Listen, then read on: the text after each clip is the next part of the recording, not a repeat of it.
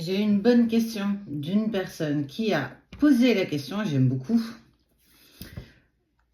Est-il possible parfois que quelqu'un qui a un tel ego ne puisse changer et se remettre en question? C'est pour faire écho sur la vidéo que vous avez vue hier. Eh bien oui, oui, clairement, si tu as une montée égotique, cette montée égotique t'empêche clairement d'obtenir, en tout cas d'aller vers ce que tu désires profondément. L'ego, c'est une rigidité mentale. L'ego, elle crée en fait une résistance au changement. Je voudrais le changement, mais je ne mets rien en place pour que le changement s'opère. Peut-être en espérant que le changement se mette en place tout seul. Une personne qui est dans l'ego va favoriser une stabilité, la fiabilité aussi surtout. Et cette personne a une rigidité mentale. La tête prend beaucoup trop d'espace, trop de place. Elle ne laisse pas de souffle à ce que tu vas ressentir, à tes émotions. On va très vite en fait aller les camoufler et les mettre en profondeur par peur. C'est en fait le refus d'adopter de nouvelles idées, d'aller vers un rêve aussi, se contenter, voilà, bah écoute, moi je rêve demain de créer mon entreprise. Ouais, mais regarde, aujourd'hui tu as ton boulot, tu as ton CDI, tu as de l'argent qui rentre tous les mois. Voilà, quelqu'un qui est beaucoup dans l'ego, c'est quelqu'un qui est pragmatique. C'est aussi la peur de l'échec. Si je change, est-ce que je vais pas tomber? L'ego, ça crée la peur de l'échec, car c'est souvent attaché à une image positive de toi. L'impression de ne pas répondre, en fait, à ce désir profond de changement. Mais en fait, surtout, ça t'empêche d'accéder à tes propres opportunités. Plus tu seras dans l'ego, plus ce sera compliqué pour toi de te remettre en question. Parce que tu as au fond de toi des peurs profondes. Et ces peurs profondes sont en adéquation avec la peur de l'échec. Je ne veux pas échouer. Donc, vu que je ne veux pas échouer, je ne vais pas mettre en place parce que si je mets en place et je tombe, eh ben, je vais vivre l'échec. Pour certaines personnes, c'est compliqué et c'est impossible de dépasser ça. C'est un véritable contrôle. Le contrôle sur une relation, le contrôle sur l'autre. Ne pas se remettre en question. Toujours penser que le problème vient des autres et jamais de soi. C'est avoir un ego surdimensionné. Comme l'expression qui dit « attention, t'as pas mal aux chevilles ». Quand une personne va parler d'elle, comme quoi elle arrive plein de choses, souvent elle va dire « fais attention à tes chevilles ». Ça gonfle, tu vas risquer de pas avancer. T'as pas l'impression que tu es dans une crise égotique. C'est surtout que ça bloque ton évolution personnelle. C'est le refus d'accepter l'incertitude. Je veux pas de peut-être. Je veux soit un oui, soit un non. Mais souvent, on se remet pas en question. Quand tu es en montée égotique, et tout le monde en a eu, hein, moi la première, ok, voilà, j'ai vécu ce moment égotique, j'ai vécu ce moment douloureux, mais je me remets en cause. Est-ce que moi, à mon niveau, je peux changer quelque chose? Mais en fait, être dans l'ego, c'est aussi refuser d'admettre tes torts. Je vais prendre le cas d'hier que je vous ai exposé. Si cette personne ne revient pas dans la vie de cette autre personne, il y a forcément une raison. Dans un couple, on ne peut pas dire que le problème vient d'une seule et même personne. Le problème vient du couple. On n'a plus les mêmes envies d'horizon, on n'a plus envie des mêmes certitudes. Ce que j'avais envie hier n'est peut-être plus ce que je voulais aujourd'hui. Ce qui nous indique qu'à un moment donné, nos chemins se séparent sans vraiment qu'on ait compris pourquoi.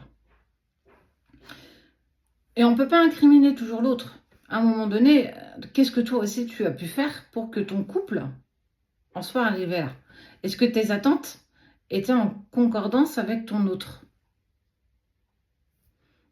Imaginons que non. La séparation. Est-ce que tu te remets en cause? Si clairement tu ne te remets pas en cause, n'attends pas que cette personne revienne dans ta vie parce qu'elle sait pertinemment que tu ne vas pas changer. Tu es la même version de toi. On peut tous s'améliorer à notre niveau, avec nos propres capacités.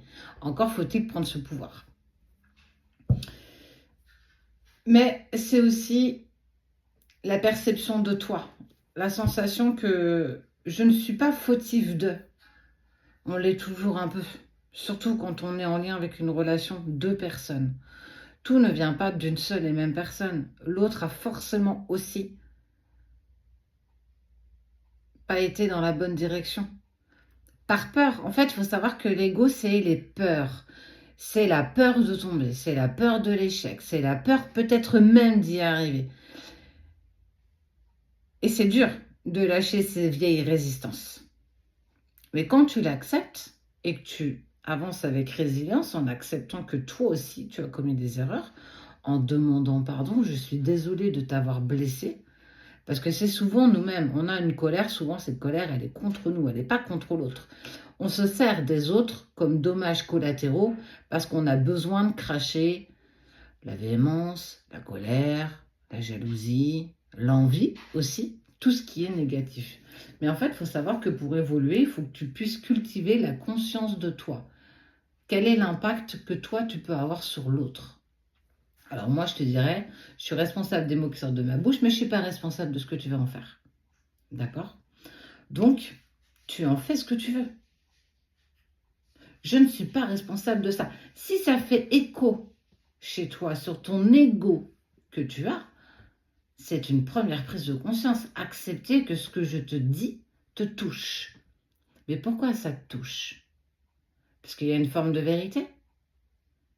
Parce que peut-être le moment est venu d'accepter que personne n'est parfait. Je suis loin d'être la personne la plus parfaite. J'ai ma vérité, mais j'ai aussi cette lueur d'esprit de me dire hey, Sab, remets-toi en question. Là, tu vois bien que si ça bloque, peut-être que tu peux voir le problème dans un autre angle, dans un autre sens, en prenant de la hauteur, en lâchant prise. J'ai pas d'emprise sur ça. Qu'est-ce que moi, à ma hauteur, je peux faire pour apaiser ce que moi, je ressens? Pas l'autre, moi. On a souvent tendance à essayer de faire les choses pour l'autre. Mais fais-le pour toi. Qu'est-ce qui te fait mal ici? Qu'est-ce que toi, tu peux mettre en place pour apaiser ce que tu vis ici? En fait, pour apaiser ton ego, c'est laisser tes pensées arriver à toi et ne pas essayer de les contrôler. Mais aussi tes émotions, tes comportements. C'est tout un ensemble en fait. Souvent, ça vient de vieux schémas qu'on a eus dans notre petite enfance, de choses qu'on a vécues qui ont été compliquées, qui ont été douloureuses. Mais c'est aussi accepter ce que tu mets en place là. C'est accepter les opportunités d'apprentissage qui sont en fait des moyens de transition qui te permettent de limiter l'ego. L'ego a une place, le cœur en a une, les émotions aussi. C'est être en totale harmonie et équité avec tout ce que tu vis. L'ego n'a pas plus de place que le cœur. Elle ne doit pas avoir plus de place que le cœur. L'ego, c'est la froideur, c'est la peur, c'est les doutes. Le cœur, c'est la passion, l'envie, le désir, le besoin, l'envie, le désir. Si tu laisses trop de place, tu vois, on est déséquilibré. Harmonise tout ça et tu verras que tu t'en sortiras. Donc oui, clairement, l'ego peut vous empêcher d'avancer, volontaire ou involontaire. C'est ce qu'on appelle des croyances limitantes. Et oui, tu peux travailler dessus en lecture d'âme, en éveil de soi. Voilà, tu peux faire plein de petites choses comme ça pour t'apaiser et t'aider clairement à avancer. J'espère avoir répondu à cette jolie question. Je te fais des bisous, c'était Sabrina de la page du ciel à la terre.